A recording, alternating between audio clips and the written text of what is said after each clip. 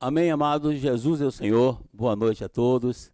Estamos aqui mais uma vez nessa noite para compartilhar com vocês a palavra de Deus baseada em 1 Coríntios.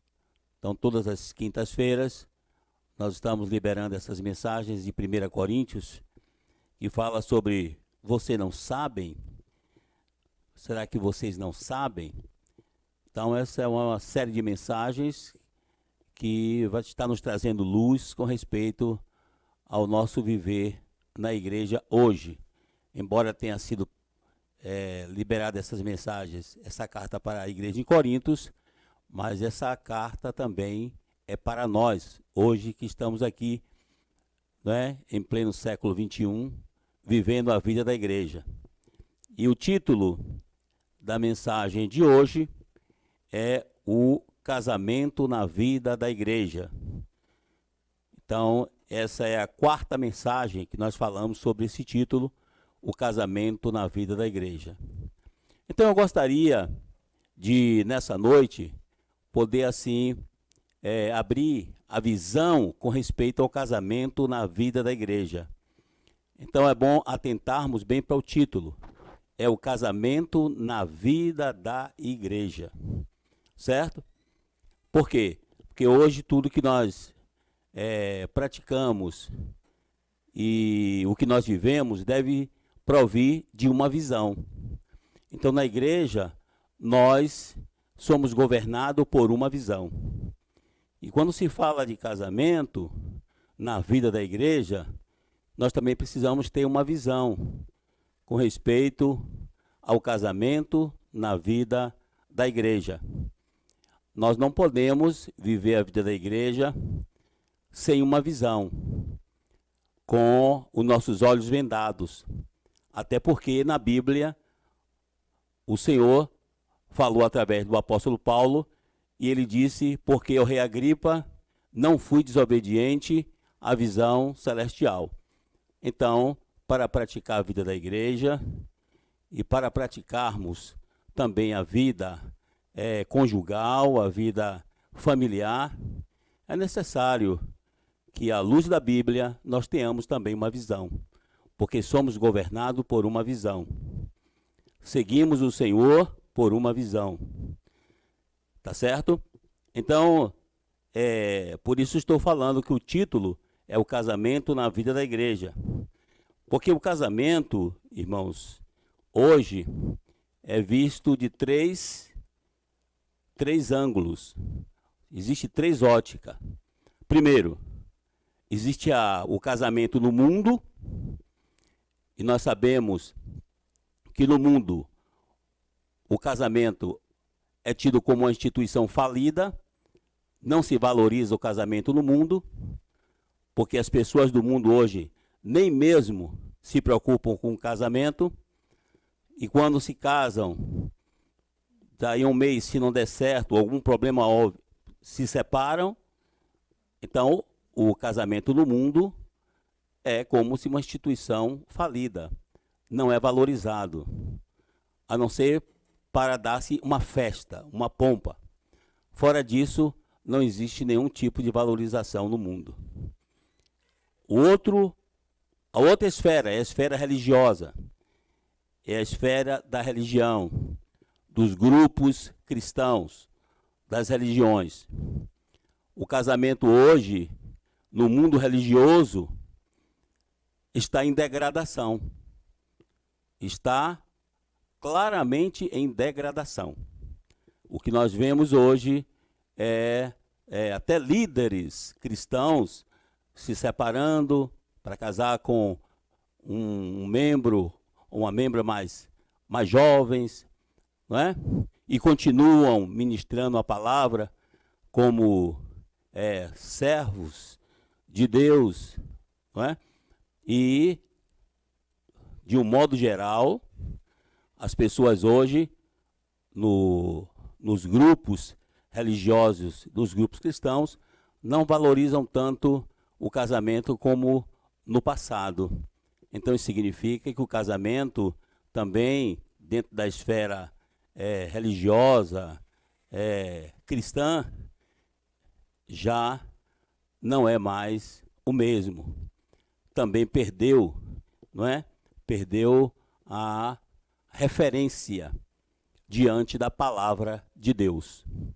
Mas nós temos uma terceira esfera, que é a igreja.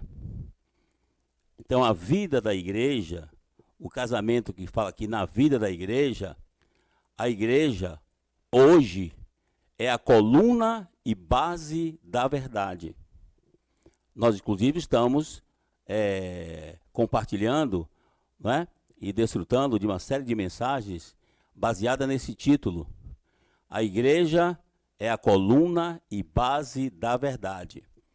Então, hoje, nós que vivemos na igreja, como coluna e base da verdade, precisamos ter a visão do porquê o casamento, não é? De como nós devemos considerar o casamento na vida da igreja, já que a igreja é a coluna e base da verdade, ou seja, da realidade. E não somente isso, a igreja também é a realidade do reino dos céus. Enquanto no mundo as pessoas vivem na carne, fora do reino, porque nem a vida de Deus tem, eles não valorizam o casamento porque nem conhecem a Deus e muito menos conhecem o plano de Deus e o propósito de Deus para o casamento. As pessoas que estão vivendo na religião têm pouca visão concernente à igreja, concernente a Cristo, concernente ao reino de Deus, também concernente à vontade de Deus. Por isso, o casamento está em degradação, porque não considera o casamento mais como algo importante diante do plano e propósito de Deus, porque não tem essa visão. Então, nessas duas esferas, o casamento ele está em degradação. Mas, na vida da igreja, nós somos a coluna e a base da verdade. Então, é na igreja que nós precisamos sustentar a realidade do casamento. É na vida da igreja que Deus conta hoje para mostrar às pessoas a importância do casamento. Porque nós conhecemos a vontade de Deus. Nós conhecemos o propósito de Deus. Nós conhecemos a economia de Deus. E por isso, nós estamos aqui para sustentar como base a verdade concernente ao casamento.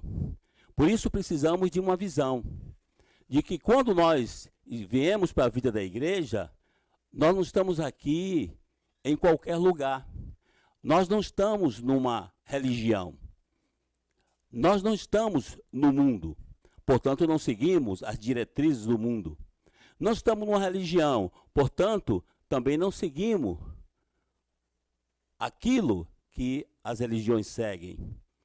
Mas nós estamos na realidade do reino.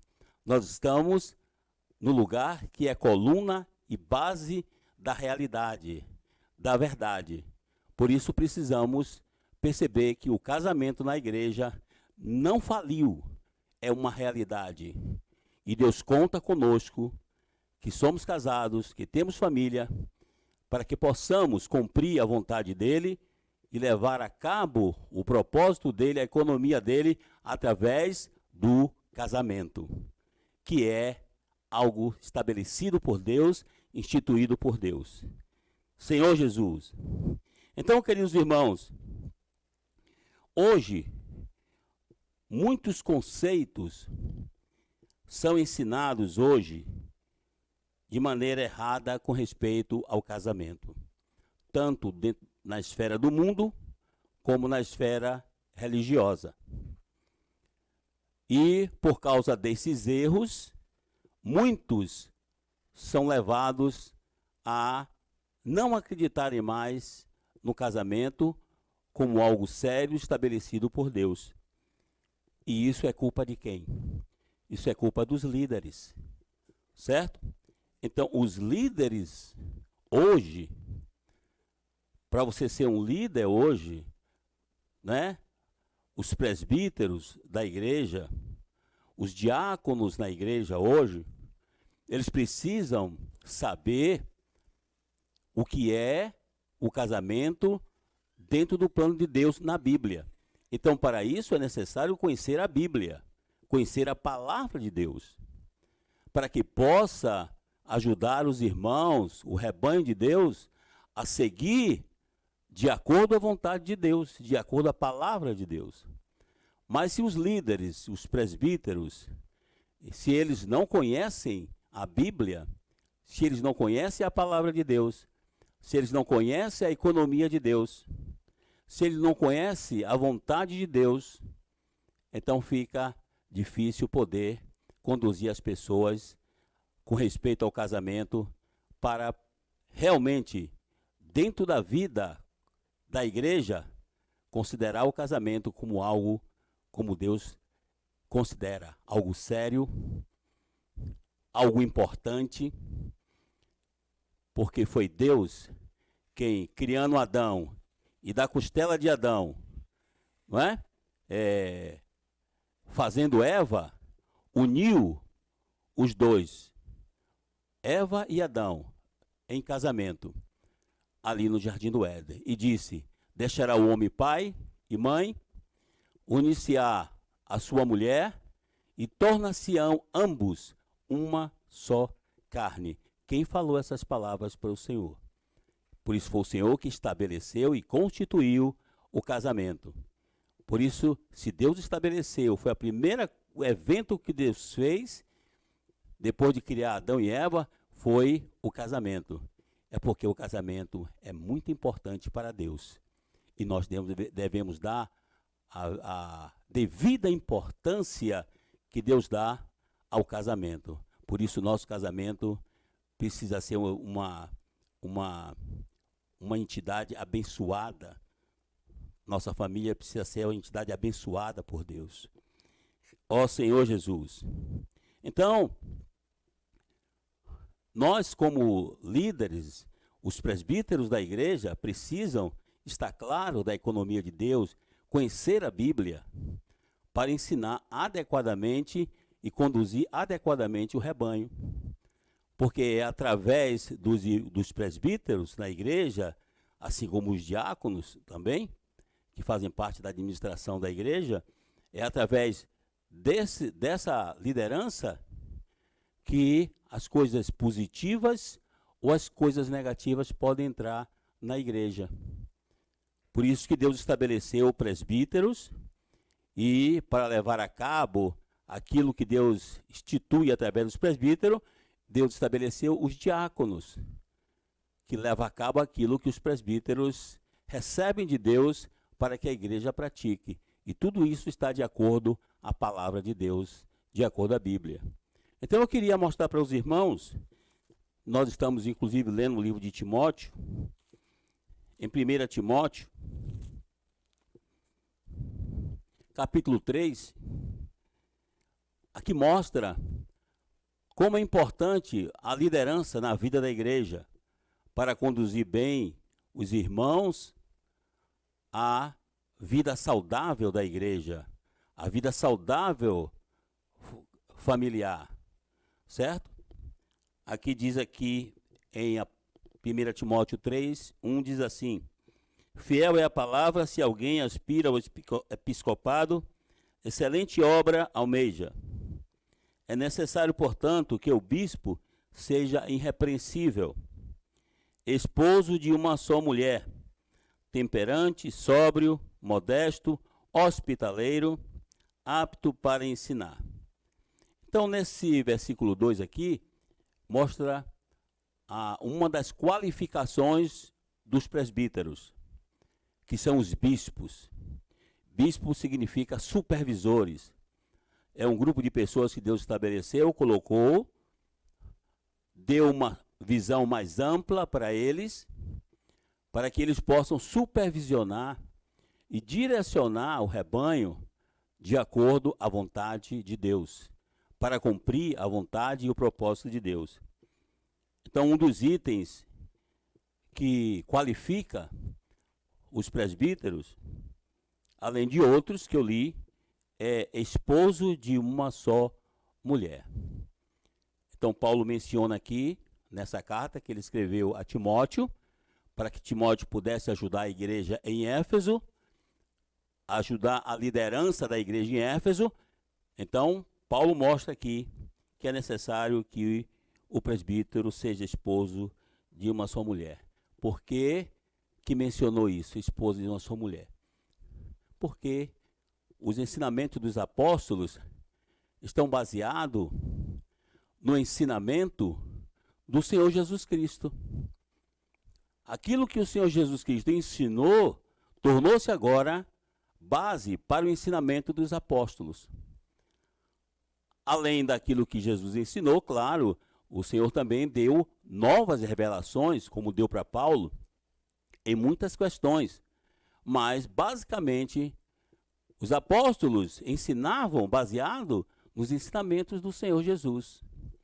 E, com respeito ao ensinamento do Senhor Jesus, com respeito ao casamento, existe aqui uma porção em Mateus 19, quando os fariseus, no versículo 3, experimentavam o Senhor, perguntando: é lícito o marido repudiar sua mulher por qualquer motivo?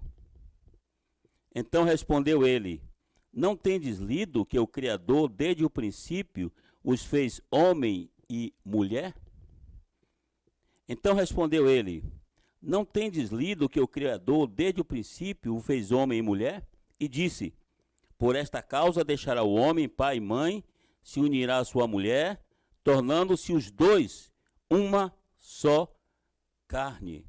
Então o Senhor mostrou para aqueles fariseus, inquiridores, que o Senhor, desde o princípio, estabeleceu um homem e uma mulher, que foi Adão e Eva, e uniu eles como uma só carne. Então, o homem e a mulher é uma só carne.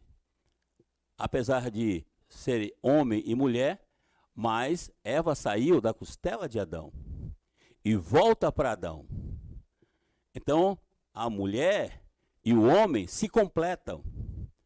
Quando há um casamento, há uma completação.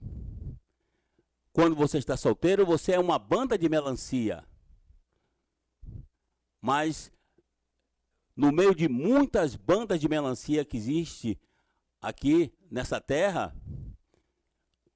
existe uma outra banda que te complementa. Então, você, com respeito ao casamento, não deve se lançar a casar com qualquer pessoa. Quando você está na vida da igreja, você precisa ter a visão de que Deus tem uma outra banda de melancia que é para completar com a sua, para você se tornar uma só melancia, ou seja, uma só carne. Por isso, irmãos, jovens, queridas irmãs jovens, lembre-se, existe uma banda de melancia que é só para lhe complementar.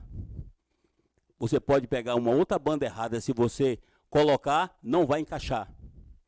Porque somente uma banda de melancia pode completar a sua melancia.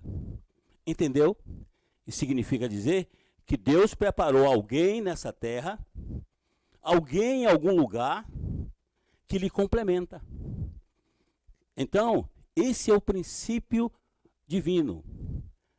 Para casarmos e sermos bem-sucedidos no casamento, e podemos ter o casamento abençoado, dando certo em todos os aspectos, ainda que venham tribulações e problemas, nós precisamos encontrar a outra banda que Deus tem preparado para você. Não é você que vai pegar qualquer banda para unir a você. Você precisa pedir a Deus que envie a sua banda de melancia para lhe complementar, porque ela existe. Ó Senhor Jesus. Por isso aqui diz porque Deus uniu o homem e a mulher e eles se tornaram uma só carne. Versículo 6 então diz: de modo que já não são mais dois, porém uma só carne. Portanto, o que Deus ajuntou, não separe o homem. Está vendo? Então, o casamento é a união de duas pessoas. Mas quem une essas duas pessoas é Deus. Eu posso gostar de muitas pessoas, mas será que essa pessoa que eu estou gostando é a pessoa que Deus escolheu para me complementar e que está me faltando? Nós temos que considerar isso diante do Senhor. Isso é o casamento. Deus ajunta e o homem não pode mais separar. Portanto, o homem não deve se casar na vida da igreja, eu falo dentro da visão da vida da igreja, com qualquer pessoa.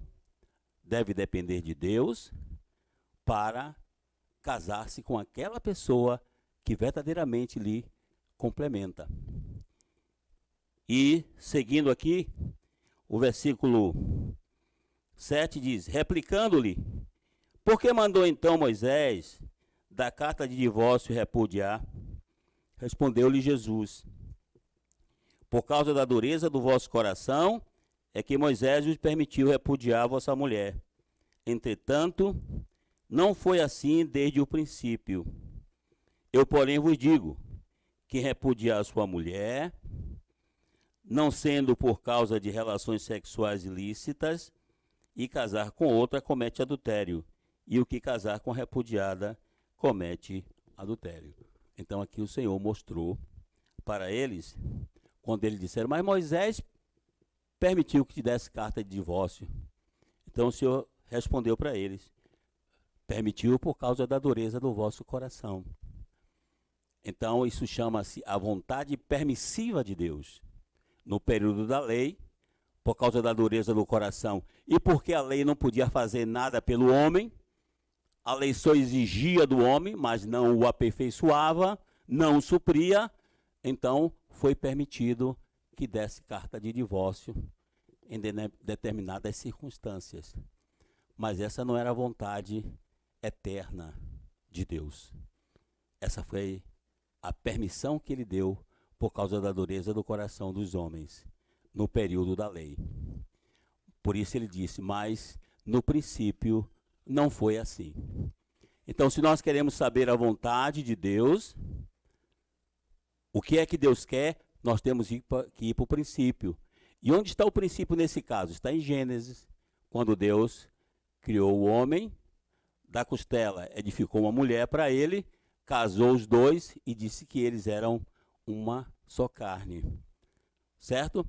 Então, quando Jesus veio, e aqui nos Evangelhos, no capítulo 19, ele está mostrando aqui com respeito ao casamento, ele está mostrando que ele veio para trazer a vontade de Deus ao princípio, que os homens se perderam por causa da dureza do coração. Ele veio mudar essa porta lateral que foi aberta, essa vontade permissiva, para fazer com que agora o princípio se unisse à vontade de Deus para ir até o fim. Então agora não existe mais a concessão do divórcio, Jesus está mostrando aqui. Por quê? Porque ele veio morrer na cruz, derramar o seu sangue para perdoar os pecados dos homens, da humanidade, ser sepultado, no terceiro dia ressuscitar, tornar-se o Espírito que dá vida, para entrar no espírito do homem, no coração do homem, para mudar o coração do homem de pedra em um coração de carne, como está lá em Ezequiel. Tirarei o vosso coração de pedra, dar-te-ei um coração de carne. Porei dentro de vós o meu espírito. Está vendo? Então, hoje, não tem mais desculpa para o homem abandonar a sua mulher. Se ela tem defeito, se ela tem carência, Se quando estava namorando, quando era noivo, era uma maravilha, mas agora que casou, os defeitos começaram a surgir. Ah, mas não foi com essa que eu casei. Não, é com essa que você casou mesmo. Porque agora, essa melancia, unida por Deus, precisa ser trabalhada. Certo? Deus precisa trabalhar no homem, Deus precisa trabalhar na mulher. Então, a vida conjugal, o casamento, é bom para que Deus possa nos transformar. Quando se casa realmente, deve-se fechar os olhos. Agora, quando temos algum problema, temos que nos voltar ao Senhor. Temos que nos voltar àquele que nos casou. Aquele que deu para nós aquela irmã. E que deu para essa irmã aquele irmão e casou de acordo com a sua vontade. E a vontade de Deus não é que haja separação por qualquer problema, mas é que haja o trabalhar de Deus na vida dos dois para transformação. Então o casamento, a vida conjugal, a vida familiar é para também nos transformar. Porque a vida familiar, né? A vida cristã familiar, a vida do casamento, a vida familiar é a miniatura da vida da igreja. Assim como a vida da igreja é a miniatura da Nova Jerusalém. Então hoje nós estamos vivendo a vida da igreja. Mas, quando o Senhor voltar, nós vamos estar todos juntos na Nova Jerusalém. Assim é a vida familiar, assim é o casamento. Se nós tivermos um viver de negar a nós mesmos, tomar a cruz, nos voltar ao Senhor, viver no Espírito na vida conjugal, certamente a vida da igreja será a vida da igreja maravilhosa. Por quê? Porque se as famílias são fortes, a igreja é forte. Se temos casais que vivem em paz, em unidade, a igreja também viverá em paz e unidade. Por isso que Jesus disse aqui, que não admite separação. E se houver separação fora de 3 situações, adultera. E o adultério, certo? Leva você que se separou, que se divorciou, ser um motivo que justificasse, como aqueles 3 casos de morte, relação sexual ilícita, que é o adultério, ou então pessoas que resolvem se separar da outra. Às vezes a pessoa é incrédula, está casada com um crente, e o incrédulo não quer mais viver, porque a pessoa é crente, se converteu, embora a outra faça de tudo para conviver, e a pessoa não quer mais. Aí é uma questão dela, não é uma questão de Deus. A pessoa que é crente deve fazer de tudo para ganhar essa pessoa e fazer com que essa pessoa se torne também um membro do corpo de Cristo, um membro do reino de Deus. Mas, se depois de fazer tudo, infelizmente, a pessoa não quer, então, que ela possa seguir a vida dela.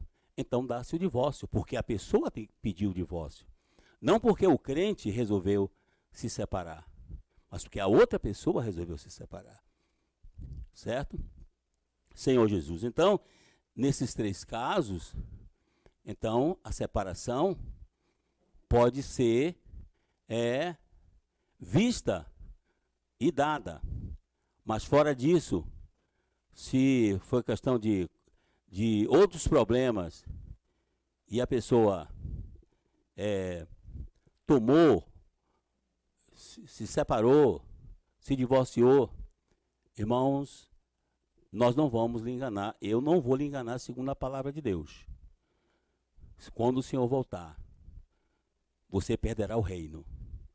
Você terá 2 coisas para ser vencedor. Você vai ter, se Jesus estiver vivo e Jesus voltar, terá que passar pela grande tribulação e enfrentar o anticristo para ser vencedor, um caso desse. Ou você terá que passar pelo ranger de dente. Então, na vida da igreja, como a realidade do reino dos céus, na vida da igreja como a coluna e base da verdade, casamento é coisa muito séria. E Deus leva a sério, assim como Jesus levou a sério, quando falou para esses fariseus e depois para os seus discípulos. Então, na vida da igreja, nós precisamos valorizar, levar a sério o nosso casamento. Não é por qualquer coisa que já tem que descartar o cônjuge. Não, de modo nenhum. Nós precisamos ir às últimas vias, não é? Para conservar e preservar o nosso casamento. Porque ele é para o plano e propósito de Deus. Por isso aqui, então, foi mostrado que os presbíteros, eles devem ser esposo de uma só mulher. Não é como hoje muitos fazem na religião. Certo? E como fazem no mundo. Passam por dezenas, vários casamentos, certo? E continuam numa boa. Não, na igreja a porta é estreita, o caminho é apertado. Se nós queremos edificar a igreja, como Jesus falou, edificaria a minha igreja, e se queremos expandir o evangelho do reino por toda a terra habitada, nós precisamos entrar pela porta estreita. E o casamento, a vida familiar, é essa porta estreita. Por isso, nós, queridos irmãos, nessa noite, queremos dizer, irmão, irmã, todos nós temos problema na esfera do casamento, na esfera familiar, na esfera conjugal. Não é? Quem nunca brigou, quem nunca se desentendeu? Mas, queridos irmãos, nós não podemos permitir que o sol se passe sobre a nossa ira. Nós precisamos resolver, nós precisamos nos arrepender, nós precisamos pedir perdão, nós precisamos aprender a nos humilhar por causa de Cristo e da igreja, por causa do reino dos céus. Porque a igreja é a realidade do reino dos céus. Aqueles três círculos que representam o homem tripartido, aquele círculo no meio representa o espírito do homem. Aquele segundo círculo maior que representa a alma do homem. Depois tem o último círculo, que é o maior, que representa o corpo do homem. Então ali é mostrado que o homem é tripartido, o homem tem espírito, alma e corpo. Irmãos, quem vive segundo a carne, no mundo, certo? Vive no mundo segundo a carne, certo? Que é o corpo humano, as pessoas só se preocupam com o corpo humano. Esse é o casamento que é feito no mundo. Mas muitos cristãos casam, mas vivem na alma, que é o segundo círculo do meio. Se vive na alma, na mente, vontade e emoção, o casamento não vai dar certo. Vai ter problema, vai ter choque. Certo? Mas existe aqueles que vivem no espírito. Como o Senhor falou, se vivemos no espírito, andemos também no espírito. Os que vivem no espírito vivem na realidade do reino.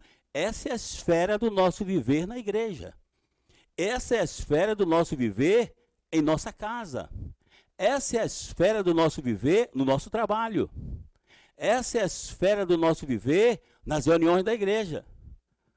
Deus nos chamou para a vida da igreja, trouxe o nosso casamento para a vida da igreja, para que vivamos segundo o Espírito. Aí, nosso casamento se torna uma bênção, certo?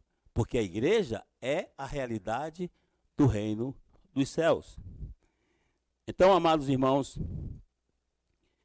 seguindo aqui, Timóteo, capítulo 3, versículo 3,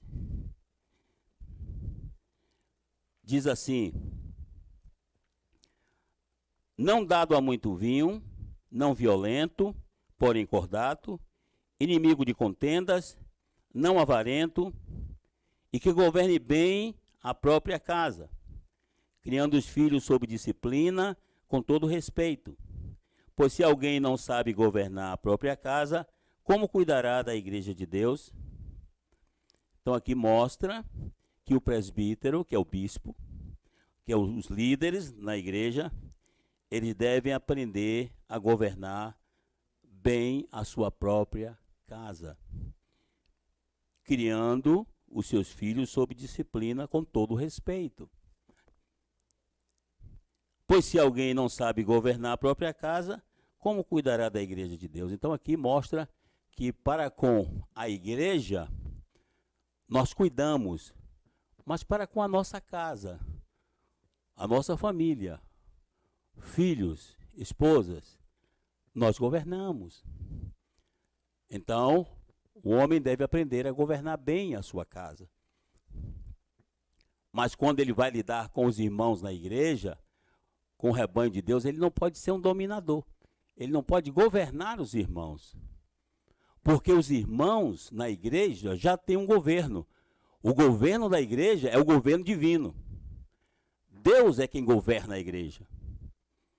A igreja não pode ter governo humano, nem religioso. A igreja tem um governo, que é o governo de Deus. A igreja é a casa do Deus vivo. Quem governa a igreja é Deus. Os presbíteros e diáconos são apenas condutores desse governo.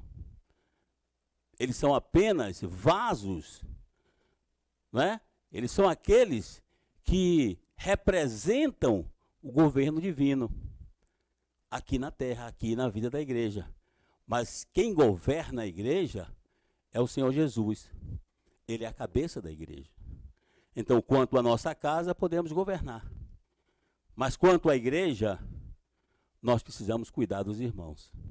Somos ovelha de frente.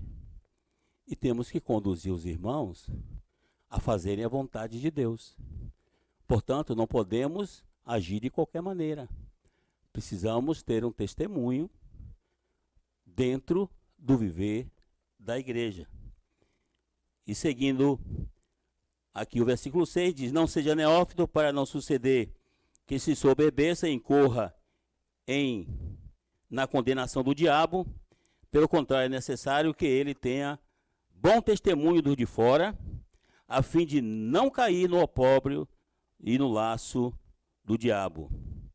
Aí depois ele diz: semelhantemente, quanto a diáconos, é necessário que sejam respeitáveis, de uma só palavra, não inclinado a muito vinho, não cobiçosos de sorte da ganância, conservando o mistério da fé com a consciência limpa.